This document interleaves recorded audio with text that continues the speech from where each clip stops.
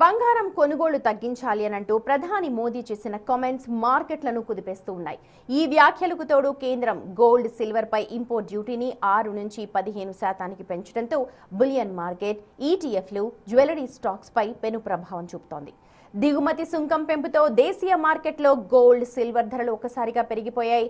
MCX లో gold future rate 6 నుంచి 7% పెరగ్గా silver కాంట్రాక్టులు 8% వరకు ఎగబాకాయి.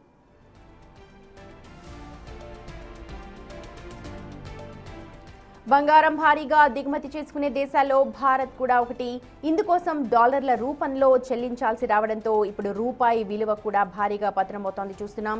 దిగుమతి సుంకం పెంపు, అంతర్జాతీయ అనిశ్చితి నేపథ్యంలో ఇన్వెస్టర్లు బంగారంలో పెట్టుబడులకు ఆసక్తి చూపుతూ ఉన్నారు. ఫలితంగా గోల్డ్ రేట్ గణనీయంగా పెరుగుతోంది.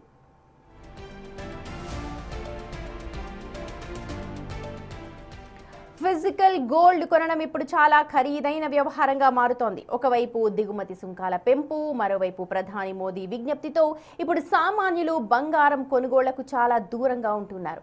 అయితే పెట్టుబడిదారులు మాత్రం తమ సంపదను కాపాడుకోవడానికి గోల్డ్, సిల్వర్ ఈటీఎఫ్ల వైపు మళ్లుతున్నారు.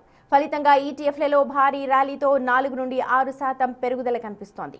గత 24 గంటల్లో Nippon India gold, Tata gold, ICICI Prudential gold, grow gold ETF ఫండ్లు 4 నుంచి 6% పెరిగాయి.